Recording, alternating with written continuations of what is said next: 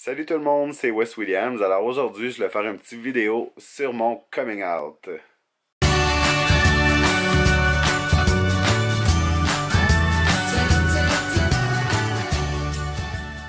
C'est ça, comme je disais aujourd'hui, je vais parler de mon coming out parce que la plupart du temps, quand j'entends des histoires de coming out, pour vous dire la vérité, je suis gêné de compter mon coming out parce que pour moi, sincèrement, ça a vraiment, mais vraiment été facile. J'ai été chanceux, j'ai été entouré par une bonne famille, même si ma famille n'est pas si grande que ça, mais bon. Euh, j'ai été accepté, j'ai été aimé, j'ai été respecté. Bon, c'est sûr qu'il y a des petits moments d'adaptation, il y a eu des petits... comment je pourrais dire? Ben, il y a eu des petits ajustements à faire, mais sinon, à part de ça, je pourrais dire que ça a été bien accepté. Il n'y a pas eu de gros drames. Je me suis pas senti rejeté. J'ai pas passé par une dépression ou ni autre truc du genre. Tandis que les histoires que j'entends quand j'entends parler de coming out, c'est toujours des histoires de personnes qui ont été rejetées par leur famille au complet, qui ont perdu leur ami, qui ont perdu... bref, qui ont perdu tout ce qu'il y avait. Pratiquement, qui se sont quasiment retrouvés dehors à la rue. Pour moi, ça a été relativement facile, comme je dis, donc c'est un petit peu mal à l'aise, on dirait parfois de compter mon coming out. Ça a été aussi banal que une journée de Gay Pride quand j'avais 18 ans. Quand j'ai eu 18 ans, ça veut dire en 1999. J'ai dit à ma mère, je m'en vais au Gay Pride, puis ma mère elle m'a répondu, ben je le savais. Ça n'a pas été plus dur que ça. Fait que j'ai vraiment été chanceux sur ce côté-là. Ça n'a pas été compliqué pour moi. Par contre, ce qui a été le plus compliqué pour moi, c'est avant de faire mon coming out, puis même après un petit peu, je dirais. Parce que l'exemple qu'on a des homosexuels, en tout cas moi dans mon temps, quand je vous dis, les ordinateurs, c'était pas comme aujourd'hui. On n'avait pas accès à Internet comme on l'a aujourd'hui. Aujourd'hui, on peut voir que d'être gay, c'est pas juste ce qui se passe dans le village gay, puis c'est pas juste un gay lifestyle que on va dans des spas se faire manicurer ou des trucs comme ça. Là. Moi, quand j'étais jeune, on dirait que c'était juste ça que je voyais. Là. Quand que je me référais à une vie gay, à être gay, c'est ça que j'imaginais. Puis moi, je ne m'identifiais pas à ça, fait que j'avais de la misère à me dire, mon Dieu, mais je suis gay, je suis comme ça, je vais être de même, tu sais, je me voyais pas comme ça, tu sais, je me voyais pas aller au Gay Pride, puis être sur un char allégorique, avoir les fesses à l'air, puis des trucs de même, ou à m'habiller en cuir avec les fesses à l'air, puis porter la casquette de cuir avec la chaîne de métal, puis en tout cas, tout le tralala, on dirait que c'est l'image qu'on a quand on sait pas c'est quoi. Parce que quand j'étais jeune, ben c'est ça, je savais pas c'était quoi être gay. Maintenant, je le sais. Maintenant, je l'assume. Maintenant, je le vis. Mais encore là, je le vis. Personnellement, là, j'ai toujours eu de la misère avec les étiquettes. Mais non, pas ce genre d'étiquette-là. J'ai toujours eu de la misère avec le fait qu'on doive étiqueter tout le monde. Lui, elle, c'est un transsexuel, c'est une transsexuelle. Lui, elle, il est bisexuel, elle est bisexuelle. Lui, est gay, elle est lesbienne. Come on, là. Sérieusement, on est tellement autre chose que notre orientation sexuelle, là. J'ai pas le goût, moi, d'être Yves le gay. J'ai pas honte d'être gay, mais je veux dire, c'est pas ça qui me définit. Au même titre que... Est-ce que t'es hétéro, toi? Est-ce que tu crois que c'est seulement ça qui te définit? Est-ce que t'es juste un hétéro? Ben, c'est un petit peu la même chose pour moi. Je suis pas juste un gay.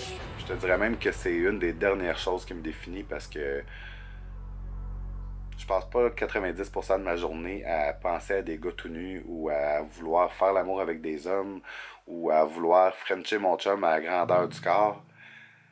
Non, je me définirais plus comme Wes Williams, le gars rêveur, le gars qui a de l'imagination, le gars créatif, le gars qui aime dessiner, le YouTuber, le gérant chez Tim. Bref, je suis tellement plus que seulement un homosexuel. Je veux dire, c'est tellement loin d'être juste ça qui me définit. C'est parmi les choses les plus banales de ma vie pour moi. Je veux dire, c'est comme avoir les cheveux bruns. C'est comme d'avoir un petit peu de poil. Non. Un petit peu de poil blanc dans ma barbe. Non, ça c'est pas banal. Mais c'est pas banal du tout. Dépression quand tu nous guettes.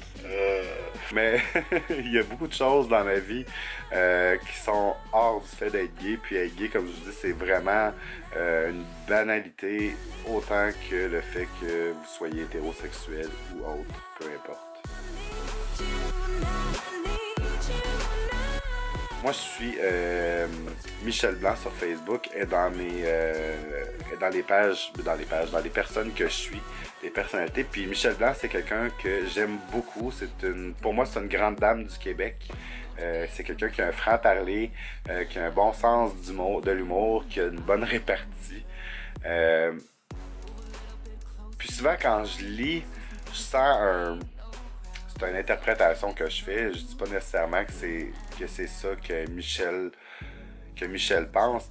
Mais parfois, je lis une certaine écœurantite dans ses commentaires. Mais encore là, comme je dis, c'est moi qui l'interprète comme ça. C'est peut-être pas ça, mais je me dis parfois, mon Dieu, on dirait que les gens pensent que la seule chose qu'elle fait, elle, c'est d'être une transsexuelle. Mais mon Dieu, mais c'est une femme merveilleuse, c'est une grand-maman qui papote avec petit-fils et qui fait des recettes qui semblent délicieuses. Moi, avant de penser que Michel Blanc, c'est une transsexuelle, mon image, pour moi, Michel Blanc, c'est la grand-maman gâteau qui a l'air de faire des Christy de bonnes pizzas. Moi, c'est ça l'image que j'ai de Michel Blanc. Mais encore là, comme je vous dis, c'est juste une opinion, c'est vraiment juste ce que moi je perçois d'elle. Peut-être qu'elle, ça ne dérange pas, là, je parle pas en son nom, je parle vraiment au mien, c'est vraiment mon opinion personnelle. Je trouve qu'elle n'est pas juste ça. Sa vie, je crois qu'elle tourne pas juste autour du fait qu'elle est transsexuelle, je pense qu'elle est beaucoup plus que ça. Puis je pense qu'en tant que femme, il y a des milliers de choses qui la définissent mieux que d'être transsexuelle. C'est une personnalité très très riche et très très posée. En termes de point de vue et de critique sur la société. Bref, Michel Blanc, je l'adore.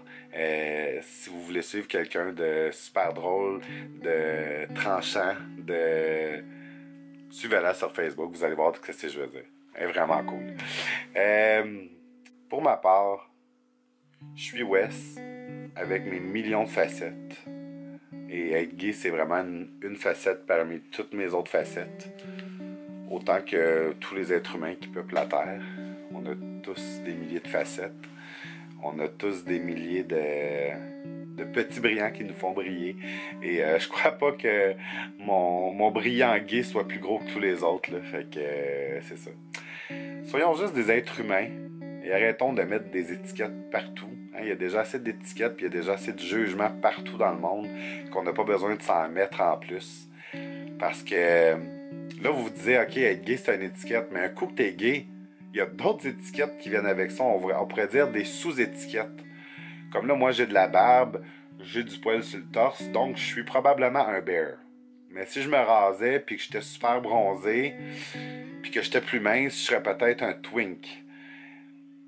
Oh.